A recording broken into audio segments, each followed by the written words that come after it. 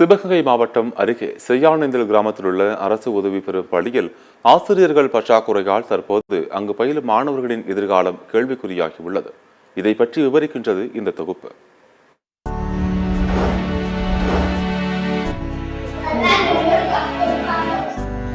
சிவகங்கை மாவட்டம் தேவக்கோட்டை அருகே செய்யானேந்தல் கிராமத்தில் 50 ஆண்டுகளுக்கு மேலாக அரசு உதவி பெறும் ஆனந்தா துவக்கப்பள்ளி செயல்பட்டு வருகின்றது. இங்கு சுற்றியுள்ள பதங்குடி, வடக்கு செய்யானேந்தல், நெட்டேந்தல், நென்மேனி, கோடிக்கோட்டை, சீலாமேகநாடு என பல்வேறு கிராம மக்களின் குழந்தைகள் கல்வி கற்று வருகின்றனர். 2 ஆசிரியர்களை கொண்டு இயங்கி வந்த இப்பள்ளியில் 50க்கும் மேற்பட்ட மாணவ மாணவிகள் பயின்று வந்தனர். கடந்த 2 ஆண்டுகளாக இங்கு பணியாற்றிய ஆசிரியர் ஒருவர் பணி நிறைவு பெற்று சென்றதால் தற்போது இந்த பள்ளி ஒரு ஆசிரியரை மட்டுமே கொண்டு செயல்படும் பள்ளியாக மாறியுள்ளது. கடந்த ஓராண்டாக ஒரே ஒரு ஆசிரியர் மட்டுமே இங்கு 1ஆம் வகுப்பு முதல் 5ஆம் வகுப்பு வரை பாடம் நடத்தி வருகிறார். கூடுதல் ஆசிரியர்களை நியமிக்க பெற்றோர்கள் வலியுறுத்தி வந்த நிலையில் பள்ளி நிர்வாகமும் பள்ளி கல்வித்துறையும் செவி சாய்க்காததால் இங்கு பயிலும் மாணவ மாணவிகளின் பெற்றோர்கள் பள்ளிக்கு குழந்தைகளை அனுப்ப மறுத்து போராட்டத்தில் ஈடுபட்டனர். ஆசிரியர் பற்றாக்குறை குறித்து பள்ளியில் பயிலும் குழந்தைகளின் பெற்றோர்கள் தெரிவிக்கையில், ஒரே ஒரு ஆசிரியரால் அனைத்து மாணவர்களுக்கும் பாடம் நடத்த இயலாது. பள்ளிக்கு கூடுதல் ஆசிரியர்கள் நியமிக்கப்பட வேண்டும். இதனை கோரிக்கையாக வைத்தோம். ஆனால் இந்த அரசு உதவி பெறும் துவக்க பள்ளி நிர்வாகம் புதிதாக தனியார் பள்ளியை துவங்கிவிட்டதால் இந்த பள்ளியை கண்டுகொள்வதில்லை. ஆனந்தா துவக்க பள்ளி கிட்டத்தட்ட ஒரு 50 ஆண்டு காலத்துக்கு முன்னாடி ஆரம்பித்தது. எங்கள் தாத்தா பாட்டிக்கு முன்னாடி ஆரம்பித்த பள்ளியில் இப்போ வந்துட்டு 38 குழந்தைகள் இருக்குது.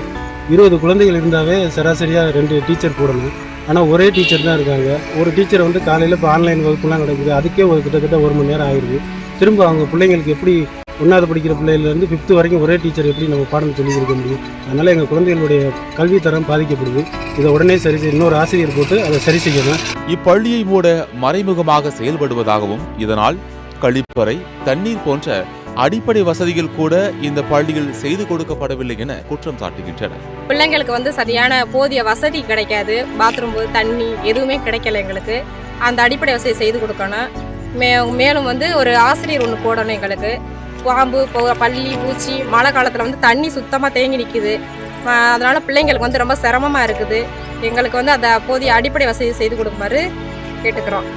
மேலும் மழை காலங்களில் பள்ளி வளாகத்தில் தண்ணீர் தேங்குவதாகவும், பாம்பு போன்ற விஷ ஜந்துக்களின் நடமாட்டத்தால் அச்சத்துடனேயே பிள்ளைகளை அனுப்புவதாக வேதனை தெரிவிக்கின்றனர். எனவே கூடுதல் ஆசிரியர்களை நியமிக்க வேண்டும். அடிப்படை வசதிகளை நிறைவேற்றி தர வேண்டும். பாதுகாப்பாக பிள்ளைகள் பயில பள்ளி நிர்வாகமும் பள்ளி கல்வித்துறையும் மாவட்ட நிர்வாகமும் உடனடியாக நடவடிக்கை எடுக்க வேண்டும் என வேண்டுகோள் விடுத்துள்ளனர். கிட்டத்தட்ட 50 வருஷம் ஆயிடுச்சு அந்த ஸ்கூல் தொடங்கப்பட்டு. முதல்ல தனியாரால் செயல்பட்டு இருந்துச்சு. இப்போ அரசு உதவி பெறும் பள்ளியாக செயல்பட்டு இருக்கு. 38 குழந்தைகள் இருக்கு. ஆனால் போதிய டீச்சர்ஸ் இல்லை. ஒரு டீச்சர்ஸ் வச்சு பிள்ளைகளுக்கு பாடம் நடத்திட்டு இருக்காங்க. போதுமான வசதிகளும் இல்லை. புல்லு, கழிப்படம், இந்த மாதிரி மழை காலத்தில் தண்ணி தேங்குறது, இந்த மாதிரியான செயல்கள்லாம் இருக்குது. அதை எங்களுக்கு சரி பண்ணி கொடுக்கணும். பிள்ளைகளுக்கு டீச்சர்ஸ் இன்னும் டீச்சர் போடணும். அது நாங்கள் பல முறை சொல்லியாச்சு. மெத்தனமாக செயல்படுறாங்க. எங்களுக்கு உடனே இந்த கோரிக்கையை செயல்படுத்தி தரணும். அரசு பள்ளியில் மாணவர்களின் எண்ணிக்கையை உயர்த்த தமிழக அரசு எவ்வளவோ முயற்சி செய்தாலும் இது போன்ற காலம் தாழ்த்தும் செயல்களால் அரசு பள்ளி மாணவர்களும் தனியார் பள்ளி நாடி செல்ல வேண்டிய சூழ்நிலை உருவாகியுள்ளது. எனவே தமிழக அரசும் பள்ளி கல்வித்துறையும் மாவட்ட நிர்வாகமும் இதற்கான உரிய நடவடிக்கையை எடுக்க வேண்டும் என கோரிக்கை விடுத்துள்ளனர் பெற்றோர்கள், பொதுமக்கள் மற்றும் சமூக ஆர்வலர்கள். சத்தியம் தொலைக்காட்சியின் செய்திகளுக்காக சிவகங்கை மாவட்ட செய்தியாளர் பாஸ்கரவேலுவுடன் சத்தியம் தொலைக்காட்சி செய்திக்குழு.